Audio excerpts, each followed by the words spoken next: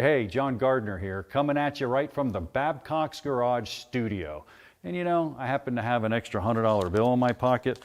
So what I thought I would do is I'd actually go buy some shocks and some struts for my car. That's not really how it happens, is it? No, what happens is the customer's driving along, the handling, the stability starts to go away, or their car's just bouncing like a baby buggy. Matter of fact, do you know what part ends up in the junkyard the most that's actually the OEM part? That's right, it's the shock absorbers, and that's just not right. You should actually replace them according to the manufacturer's specification. They wear out over time just like all the other suspension components do as well. Now I can give you a couple tests that you can go out and show any customer what's going on with their vehicle. The first one is just a jounce or a bounce test. Just come on over to the fender, put your knee on the fender, push up and down on it. If it bounces and rebounds more than about 1.5 times, it's probably time to replace it. Another thing you can do is you can do a simple visual inspection. You can see I have one right here on the table.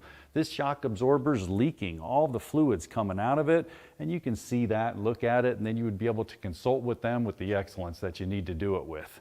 Also, if you have a strut assembly, this is pretty cool. This is a whole strut and spring. Now you can buy it as an assembly, and I highly recommend that. Why is that? Well, the labor rate and the cost to go ahead and separate it, put it back on, and everything else is probably going to exceed the cost of a whole quick strut assembly, which is really cool, number one. Number two, we're dealing with a concern called ride height. You want to make sure the ride height on the vehicle is correct on all 4 corners. And that's one of the measurements you make prior to putting it on the alignment rack. So if that's not right, springs control ride height. You want to go ahead and check that. So if you get the whole assembly like this one here, you know your ride height is going to be correct. Also, you can turn the car to the right or left.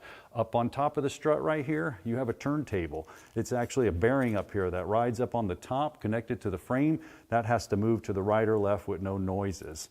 So with just some simple checks, looking with the visual inspection, a jounce and bounce test, or just looking at the springs and the quality of the suspension components, you can make these recommendations to anybody. You can keep the suspension system in tip-top shape. Hey, if you like this video or you like this information, click the like button below. I'm John Gardner from Babcox Garage Studios. We'll catch you next time.